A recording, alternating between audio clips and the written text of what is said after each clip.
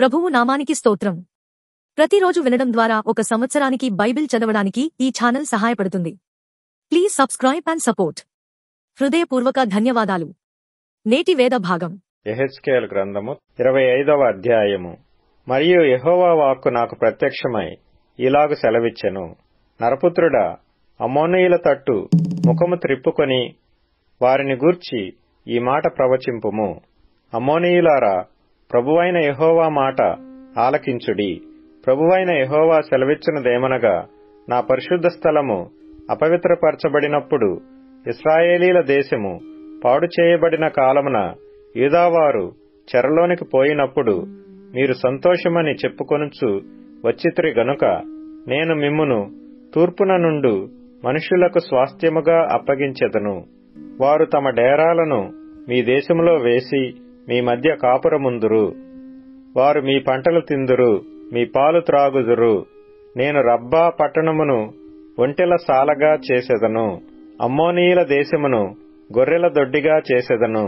అప్పుడు నేను యెహోవానై ఉన్నానని మీరు తెలుసుకొందురు.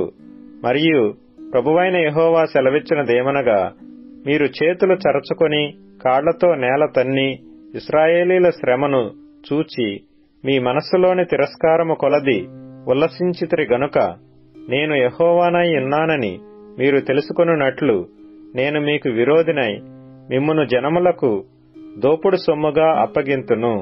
అన్యజనులలో ఉండకుండా మిమ్మును నిర్మూలము చేతును. జనము కాకుండా మిమ్మును నశింపజేతును, సమూల ధ్వంసము చేతును. మరియు ప్రభువైన యెహోవా ఈ మాట సెలవిచ్చుచున్నాడు. ఇతర జనములన్నిటికిని యూదావారికిని భేదమేమి అని మోయాబీయులను శేయీరు పట్టణపు వారును అందురు గనక, తూర్పుననున్న వారిని రప్పించి దేశమునకు భూషణముగానున్న పొలిమేర పురములగు బేత్యేషీమోతును, బయల్మెయోనును, కిర్యతాయిమును, మోయాబీయుల సరిహద్దులోగానున్న పట్టణములన్నిటినీ అమ్మోనీయులనందరినీ వారికి స్వాస్థ్యముగా అప్పగింతును. జనములలో అమ్మోనీయులు ఇకను జ్ఞాపకమునకు రారు. నేను యెహోవానై ఉన్నానని మోయాబీయులు తెలుసుకొనున్నట్లు నేనీలాగున వారికి శిక్ష విధింతును. మరియు ప్రభువైన యెహోవా ఈ మాట సెలవిచ్చుచున్నాడు. ఎదోమీయులు యూదావారి మీద పగ తీర్చుకొనుచున్నారు. తీర్చుకొనుటలో వారు బహుగా దోషులైరి గనుక, ప్రభువైన యెహోవా సెలవిచ్చినదేమనగా, ఎదోము మీద నా చెయ్యి చాపి మనుష్యులేమి పశువులేమి దానిలో నుండకుండా నేను సమస్తమును నిర్మూలము చేయుదును. తేమాను పట్టణము మొదలుకొని నేను దాని పాడు చేయుదును. దదాను వరకు జనులందరూ ఖడ్గము చేత కూలుదురు. నా జనులైన ఇశ్రాయేలీల చేత ఎదోము వారి మీద నా పగ తీర్చుకొందును. ఎదోమీయుల విషయమై నా కోపమును బట్టియు నా రౌద్రమును బట్టియు నేను ఆలోచించిన దానిని వారు నెరవేర్చుదురు. ఎదోమీయులు నా క్రోధము తెలుసుకొందురు. ఇదే యెహోవా వాక్కు. మరియు ప్రభువగు యెహోవా ఈ మాట సెలవిచ్చుచున్నాడు. ఫిలిష్తీయులు పగ తీర్చుకొనుచు నాశనము చేయుచు మానని క్రోధము గలవారై తిరస్కారము చేయుచు పగ తీర్చుకొనుచున్నారు గనుక, ప్రభువైన యెహోవా సెలవిచ్చినదేమనగా, ఫిలిష్తీయుల మీద నేను చెయ్యి చాపి కెరేతీయులను నిర్మూలము చేసెదను. సముద్ర తీరమున నివసించు శేషమును నశింపజేసెదను. క్రోధముతో వారిని శిక్షించి వారి మీద నా పగ పూర్తిగా తీర్చుకొందును. నేను వారి మీద నా పగ తీర్చుకొనగా నేను యెహోవానై ఉన్నానని వారు తెలుసుకొందురు. యెహెజ్కేలు గ్రంథము 26వ అధ్యాయము. మరియు 11వ సంవత్సరము నెల మొదటి దినమున యెహోవా వాక్కు నాకు ప్రత్యక్షమై ఇలాగు సెలవిచ్చెను.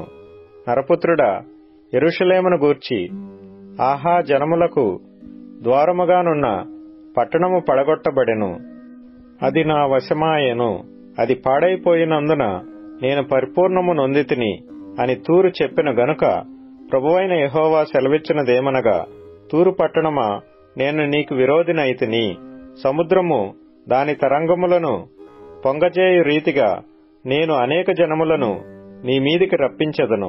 వారు వచ్చి తూరు యొక్క ప్రాకారములను కూల్చి దాని కోటలను పడగొట్టుదురు. నేను దాని మీదనున్న మంటిని తుడిచివేయుదును. దానిని వట్టి బండగా చేసెదను. సముద్రము దానినావరించును.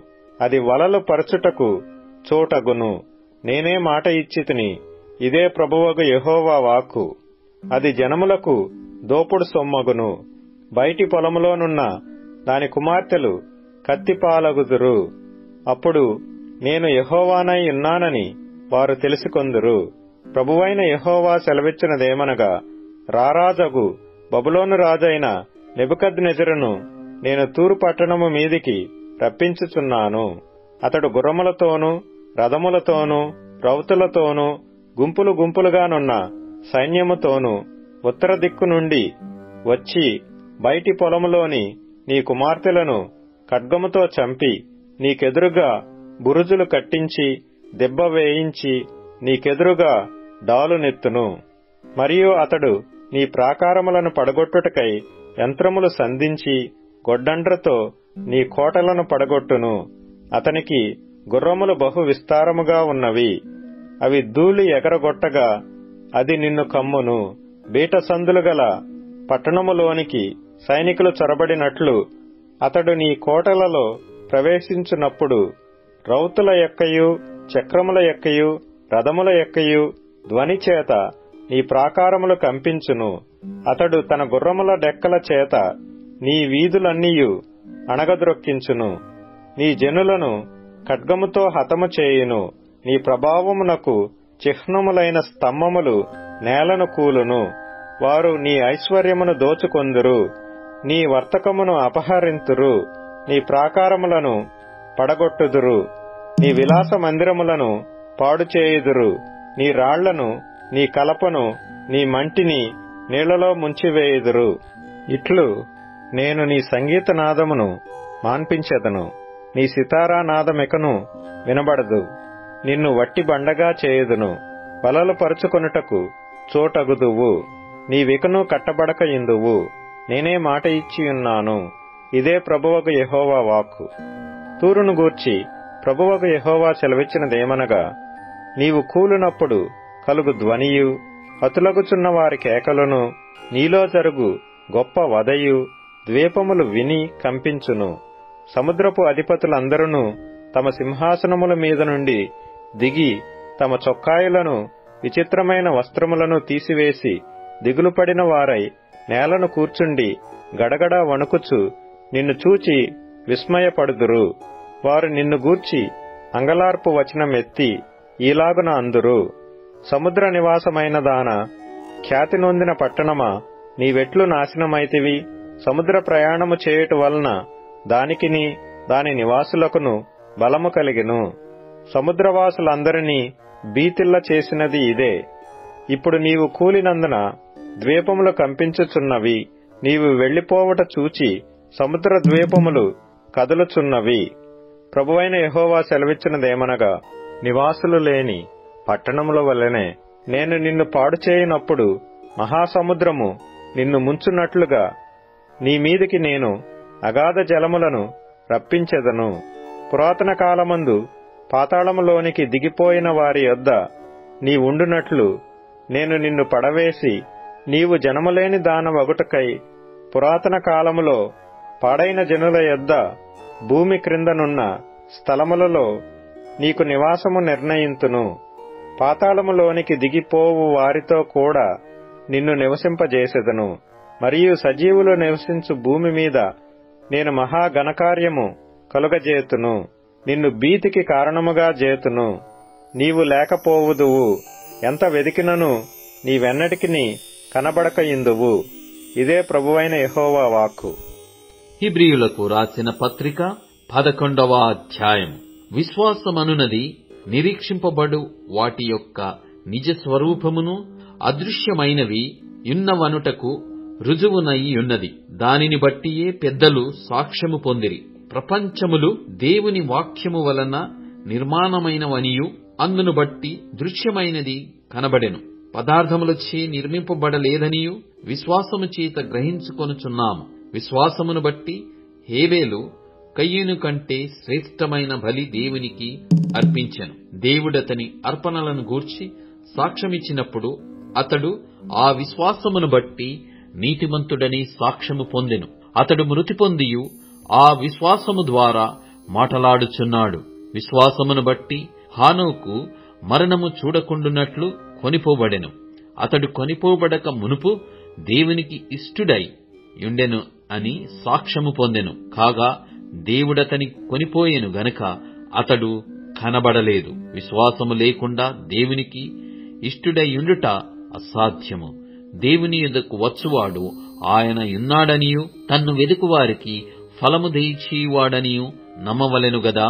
విశ్వాసమును బట్టి నోహవు అది వరకు చూడని సంగతులను గూర్చి దేవుని చేత హెచ్చరింపబడి భయభక్తులు గలవాడై తన ఇంటి వారి రక్షణ కొరకు ఒక ఓడను సిద్ధము చేసెను. అందువలన అతడు లోకము మీద నేరస్థాపన చేసి విశ్వాసమును బట్టి కలుగు నీతికి వారసుడాయెను. అబ్రహాము పిలువబడినప్పుడు విశ్వాసమును బట్టి ఆ పిలుపునకు లోబడి తాను స్వాస్థ్యముగా పొందనయ్యున్న ప్రదేశమునకు బయలువెళ్ళెను. మరియు ఎక్కడికి వెళ్ళవలెనో అది ఎరగక బయలువెళ్ళెను. విశ్వాసమును బట్టి అతడును అతనితో ఆ వాగ్దానమునకు సమవారసుడులైన ఇస్సాకు యాకోబు అనువారును గుడారములలో నివసించుచు అన్యుల దేశములో ఉన్నట్టుగా వాగ్దత్త దేశములో వారసులైరి. ఏలయనగా దేవుడు దేనికి శిల్పియు నిర్మాణకుడునై ఉన్నాడో పునాదులు గల ఆ పట్టణము కొరకు అబ్రహాము ఎదురుచూచుచుండెను. విశ్వాసమును బట్టి సారాయి వాగ్దానము చేసిన వాడు నమ్మదగిన వాడని ఎంచుకొనెను గనక తాను వయస్సు గతించినదైనను గర్భము ధరించుటకు శక్తి పొందెను. అందుచేత మృతతుల్యుడైన ఆ యొకని నుండి సంఖ్యకు ఆకాశ నక్షత్రముల వలెను సముద్ర తీరమందలి లెక్కింప సఖ్యము కాని ఇసుక వలెను సంతానము కలిగెను. వీరందరూ ఆ వాగ్దానముల ఫలము అనుభవింపకపోయినను దూరము నుండి చూచి వందనము చేసి తాము భూమి మీద పరదేశులమును యాత్రికులమునై యున్నామని ఒప్పుకొని విశ్వాసము గలవారై మృతి నొందిరి. ఇలాగు చెప్పువారు తమ స్వదేశమును వెతుకుచున్నామని విషదపరచుచున్నారు కారా. వారు ఏ దేశము నుండి వచ్చిరో ఆ దేశమును జ్ఞాపకమందుంచుకొన్న ఎడల మరల వెల్లుటకు వారికి వీలు కలిగియుండును. అయితే వారు మరి శ్రేష్టమైన దేశమును అనగా పరలోక సంబంధమైన దేశమును కోరుచున్నారు. అందుచేత తాను వారి దేవుడనని అనిపించుకొనుటకు దేవుడు వారిని గూర్చి సిగ్గుపడడు. ఏలయనగా ఆయన వారి కొరకు ఒక పట్టణము సిద్ధపరిచియున్నాడు. అబ్రహాము శోధింపబడి విశ్వాసమును బట్టి ఇస్సాకును బలిగా అర్పించెను. ఎవడు ఆ వాగ్దానములు సంతోషముతో అంగీకరించెనో ఇస్సాకు వలననైనది నీ సంతానమనబడును అని ఎవనితో చెప్పబడెనో ఆ అబ్రహాము మృతులను సహితము లేపుటకు దేవుడు శక్తిమంతుడని ఎంచినవాడై తన ఏకైక కుమారుని అర్పించి ఉపమాన రూపముగా అతనిని మృతులలో నుండి మరల పొందెను. విశ్వాసమును బట్టి ఇస్సాకు జరగబోవు సంగతుల విషయమై యాకోబును ఏశావును ఆశీర్వదించెను. విశ్వాసమును బట్టి యాకోబు అవసాన కాలమందు యోసేపు కుమారులలో ఒక్కొక్కని ఆశీర్వదించి తన చేతికర్ర మొదలు మీద ఆనుకొని దేవునికి నమస్కారము చేసెను. యోసేపు తనకు అవసాన కాలము సమీపించినప్పుడు విశ్వాసమును బట్టి ఇశ్రాయేలు కుమారులను నిర్గమమును గూర్చి ప్రశంసించి తన శల్యములను గూర్చి వారికి ఆజ్ఞాపించెను. మోషే పుట్టినప్పుడు అతని తల్లిదండ్రులు ఆ శిశువు సుందరుడయ్యుండుట చూచి విశ్వాసమును బట్టి రాజాజ్ఞకు భయపడక 3 మాసములు అతని దాచిపెట్టిరి. మోషే పెద్దవాడైనప్పుడు విశ్వాసమును బట్టి ఐగుప్తు ధనము కంటే క్రీస్తు విషయమైన నింద గొప్ప భాగ్యమని ఎంచుకొని అల్పకాలము పాపభోగము అనుభవించుట కంటే దేవుని ప్రజలతో శ్రమ అనుభవించుట మేలని యోచించి ఫరో కుమార్తె యొక్క కుమారుడని అనిపించుకొనుటకు ఒప్పుకొనలేదు. ఏలయనగా అతడు ప్రతిఫలముగా కలగబోవు బహుమానమందు దృష్టియుంచెను. విశ్వాసమును బట్టి అతడు అదృశ్యుడైన వానిని చూచుచున్నట్టు స్థిరబుద్ధి గలవాడై రాజాగ్రహమునకు భయపడక ఐగుప్తును విడిచిపోయెను. తొలిచూలు పిల్లలను నాశనము చేయువాడు ఇశ్రాయేలీయులను ముట్టకొండు నిమిత్తము అతడు విశ్వాసమును బట్టి పస్కాను రక్త ప్రోక్షణ ఆచారమును ఆచరించెను. విశ్వాసమును బట్టి వారు పొడి నీళ్ల మీద నడిచినట్లు ఎర్ర సముద్రములో బడి నడిచిపోయిరి. ఐగుప్తీయులు అలాగు చేయజూచి మునిగిపోయిరి. విశ్వాసమును బట్టి 7 దినముల వరకు ప్రదక్షిణము చేయబడిన తరువాత ఎరికో గోడలు కూలెను. విశ్వాసమును బట్టి రాహాబను వేశ్య వేగుల వారిని సమాధానముగా చేర్చుకొనినందున అవిధేయులతో పాటు నశింపకపోయెను. ఇకను ఏమి చెప్పుదును? గిద్యోను, బారాకు, షమ్మేను, యెఫ్తా, దావీదు, సమూయేలను వారిని గూర్చియు ప్రవక్తలను గూర్చియు వివరించుటకు సమయము చాలదు. వారు విశ్వాసము ద్వారా రాజ్యములను జయించిరి, నీతి కార్యములను జరిగించిరి, వాగ్దానములను పొందిరి, సింహముల నోళ్లను మూసిరి, అగ్ని బలమును చల్లార్చిరి, ఖడ్గదారను తప్పించుకొనిరి, బలహీనులుగా ఉండి బలపరచబడిరి, యుద్ధములో పరాక్రమశాలులైరి, అన్యుల సేనలను పారదోలిరి. స్త్రీలు మృతులైన తమ వారిని పునరుత్థానము వలన మరల పొందిరి. కొందరైతే మరి శ్రేష్టమైన పునరుత్థానము పొందగోరి విడుదల పొందనొల్లక యాతన పెట్టబడిరి. మరికొందరు తిరస్కారములను, కొరడా దెబ్బలను, మరి బంధకములను, ఖైదును అనుభవించిరి. రాళ్లతో కొట్టబడిరి, రంపములతో కోయబడిరి, శోధింపబడిరి, ఖడ్గముతో చంపబడిరి. గొర్రె చర్మములను, మేక చర్మములను వేసికొని దరిద్రులయ్యుండి శ్రమపడి హింస పొందుచు అడవులలోను, కొండల మీదను, గుహలలోను, సొరంగములలోను తిరుగులాడుచు సంచరించిరి. అట్టివారికి ఈ లోకము యోగ్యమైనది కాదు. వీరందరూ తమ విశ్వాసము ద్వారా సాక్ష్యము పొందిన వారైనను మనము లేకుండా సంపూర్ణులు కాకుండు నిమిత్తము దేవుడు మన కొరకు మరి శ్రేష్టమైన దానిని ముందుగా సిద్ధపరచెను గనక వీరు వాగ్దాన ఫలము అనుభవింపలేదు. కీర్తనల గ్రంథం 135వ కీర్తన. యెహోవాను స్తుతించుడి, యెహోవా నామమును స్తుతించుడి. యెహోవా సేవకులారా, యెహోవా మందిరములో మన దేవుని మందిరపు ఆవరణములలో నిలుచుండు వారలారా, యెహోవాను స్తుతించుడి. యెహోవా దయాళుడు, యెహోవాను స్తుతించుడి. ఆయన నామమును కీర్తించుడి, అది మనోహరము. యెహోవా తన కొరకు యాకోబును ఏర్పరచుకొనెను, తనకు స్వకీయ ధనముగా ఇశ్రాయేలును ఏర్పరచుకొనెను. యెహోవా గొప్పవాడనియు మన ప్రభువు సమస్త దేవతల కంటే గొప్పవాడనియు నేనెరుగుదును. ఆకాశమందును, భూమి యందును, సముద్రముల యందును, మహాసముద్రములన్నిటి యందును ఆయన తనకిష్టమైనదంతయు జరిగించువాడు. భూదిగంతముల నుండి ఆవిరి లేవజేయువాడు ఆయనే. వాన కురియునట్లు మెరుపు పుట్టించువాడు ఆయనే. తన నిధులలో నుండి గాలిని ఆయన బయలు వెళ్లజేయును. ఐగుప్తులో మనుషులు తొలిచూలులను, పశువుల తొలిచూలులను ఆయన హతము చేసెను. ఐగుప్తు నీ మధ్యను, ఫరో ఎదుటను, అతని ఉద్యోగస్తుల ఎదుటను ఆయనే సూచక క్రియలను, మహత్కార్యములను జరిగించెను. అనేకులైన అన్యజనులను, బలిష్ఠులైన రాజులను ఆయన హతము చేసినవాడు. అమోరీయుల రాజైన ఓగును హతము చేసెను. కనాను రాజ్యములన్నిటినీ పాడు చేసెను.